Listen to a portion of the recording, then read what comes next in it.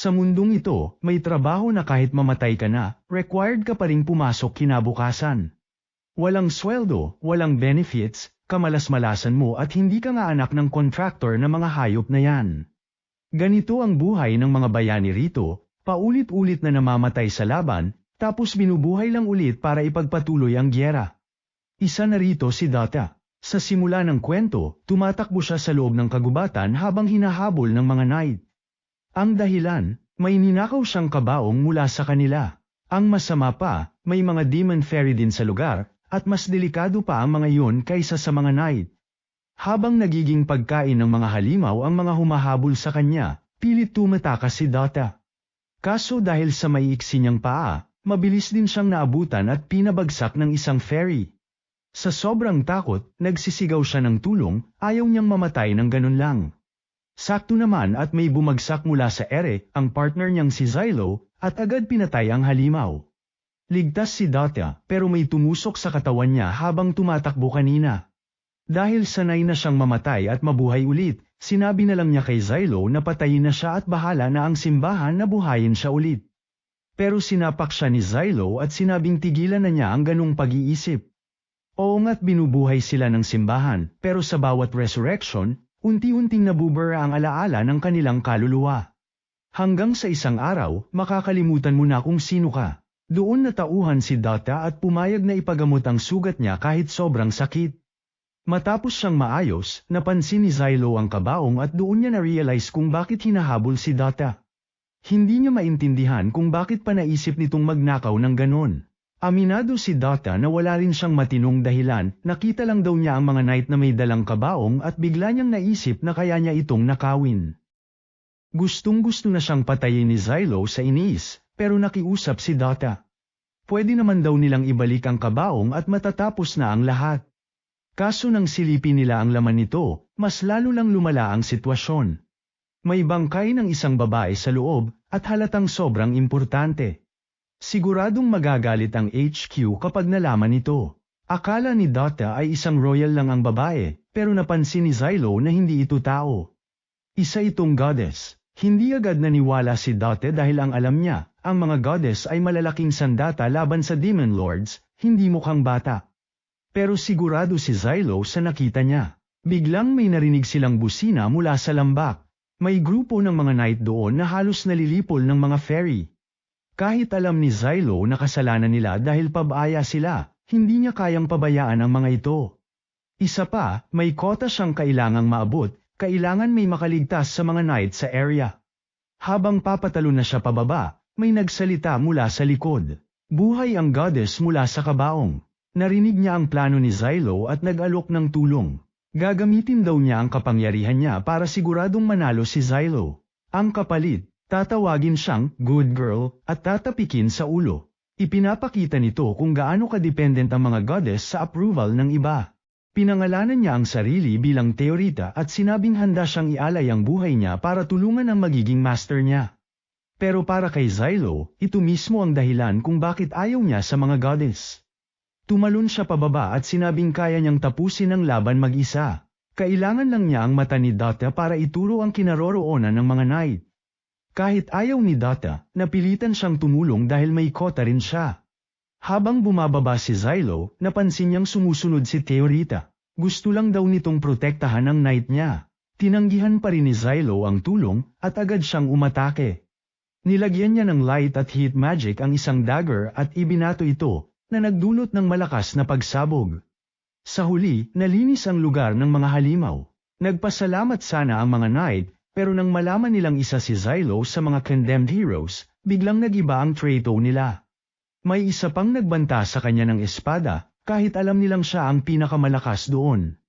Hindi pa sila tapos mag-react nang makatanggap si Xylo ng balita, magla-last stand ang main Holy Knight unit malapit sa ilog laban sa paparating na demon army. Alam ni Xylo na suicide mission yun. Walang laban ang mga knight sa ganung kalaking puwersa. At kahit wala siyang pakialam sa kanila, may problema siya kapag masyadong maraming namatay. Ibig sabihin noon, bagsak ang hero squad, at sa susunod niyang resurrection, matinding torture ang aabutin niya. Kaya wala siyang choice kundi puntahan ang main unit bago pa sila tuluyang mabura. Sa frontline, ang squad ni Commander Kivia ay kaharap na ang Demon Army. Kahit nakapatay sila ng ilang wave gamit ang lightning spears, halatang mauubos din sila. Dumating si Xylo at mabilis niyang nilipol ang kasalukuyang mga halimaw, dahilan para mamangha ang mga knight. Nagpasalamat si Kivia pero halatang may duda siya, lalo na nang dumating si Teorita, na nakilala niyang goddess na dapat ay ini-escort. Ipinaliwanag ni Xylo na patay na ang escort, pero hindi yun kasalanan niya, at wala rin siyang balak makipag-covenant sa isang goddess. Hindi pa man malinaw ang lahat, papalapit na ang Demon Lord. Habang sumusulong ito, nabubulok ang kagubatan at nagiging halimaw ang mga hayop. Sa sobrang takot, pinaputukan agad ito ng mga knight kahit pinigilan sila ni Kivia. Malaking pagkakamali yun dahil may barrier ang Demon Lord na hindi lang humaharang sa atake, kundi ibinabalik pa ang damage. Sa isang iglap, maraming Holy Knight ang napatay. Habang patuloy na sumusulong ang Demon Lord, sinabi ni Xylo ang totoo kay Kivia, kung saan ulat sila sa laban na ito. Kung gusto pa nilang mabuhay, kailangan na nilang umatras habang may pagkakataon pa. Alam ni Commander Kivia na tama si Xylo, pero ayaw pa rin niyang umatras. Para sa kanya, bilang commander sa field, mas mahalaga ang honor kaysa buhay ng mga tauhan niya. Sinabi ni Xylo na siguradong mamamatay silang lahat kung magpapatuloy pa, at nilinong niyang ang utos lang sa kanya ay suportahan ang retreat, hindi ang magpakamatay kasama nila. Walang pakialam si Xylo sa ganung klaseng karangalan. Ayaw niyang makita ang mga taong kusa na lang sinusuko ang buhay nila. Pero bago pa matapos ang pagtatalo nila, biglang umatake ang Demon Lord. Umulan ng mga egsak sa tabing ilog, at sa loob lang ng ilang sandali, nilamon ng mga halimaw ang buong tropa. Sinubukan ni Xylo na pigilan ang pagdami ng kalaban gamit ang mga patalim niya, pero paubos na ang bala at lalong lumalala ang sitwasyon. May ilang halimaw ang nakarating sa lightning cannons, at nang sumabog ang mga ito, tinamaan si Xylo at nawala ng malay. Pagmulat niya, nakita niya si Teorita sa harap niya, nagmamakaawang gamitin niya ang kapangyarihan nito. Alam niyang yun na lang ang paraan para mailigtas ang mga natitira, pero nangako siya noon na hinding-hindi na siya gagamit muli ng lakas ng isang goddess. Sinubukan pa niyang ipagawa kay Kivia ang covenant, pero ilang sandali lang, gumulong sa lupa ang dagwang armor nito. Mukhang wala na siya, wala na talagang choice si Xylo. Tinanggap niya ang alok ni Teorita. Hiniwa niya ang kamay niya at inialay ang dugo, at sa sandaling halikan yun ni Teorita, nabuo agad ang pact. Nabuksan kay Xylo ang kapangyarihan ng goddess, at agad niyang inutusan si Teorita na ubusin ang mga fairy sa paligid. Bilang goddess of swords, pinaulan ni Teorita ng sandata ang battlefield. Mabilis na nalinis ang lugar, pero may paparating pang isa pang batch ng kalaban. Pinulot ni Xylo ang isa sa mga espada at ibinato ito, at napansin niyang gumagana pa rin ang sariling power niya sa mga sandatang gawa ni Teorita. Kaya humingi siya ng mas marami pa, at isa-isa niyang tinapos ang natitirang demonyo habang namamangha ang mga Holy Knights. Sa gitna ng laban, natagpuan niyang buhay pa pala si Kivia. Huli na para umatras sa Covenant, pero wala na ring magagawa. Inutusan niya si Kivia na tipunin ang mga tauhan at habulin ang mga natitirang halimaw. Kahit na insulto, napilitan si Kivia na sumunod dahil malinaw na survival na nila ang usapan. Binuhat ni Xylo si Teorita at hinarap ang Demon Lord. Habang papalapit sila, espada lang muna ang hinihingi niya. Nang makalapit na, humiling siya ng isang higanteng espada at ibinato ito diretso sa katawan ng halimaw. Sumabog ito at nagbutas sa katawan ng Demon Lord, pero hindi pa rin yun sapat. Naglabasan ng mga tentacle at napilitang protektahan ni Xylo si Teorita gamit ang sarili niyang katawan. Nang magising siya, nandoon na rin si Dota, na may hawak na naman na ninakaw nito.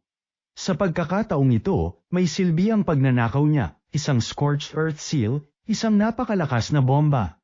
Mabilis na kumilos si Xylo. Senet niya ang timer, sinipa ang bomba diretso sa sugat ng Demon Lord, at hinayla palayo sina Teorita at Dota.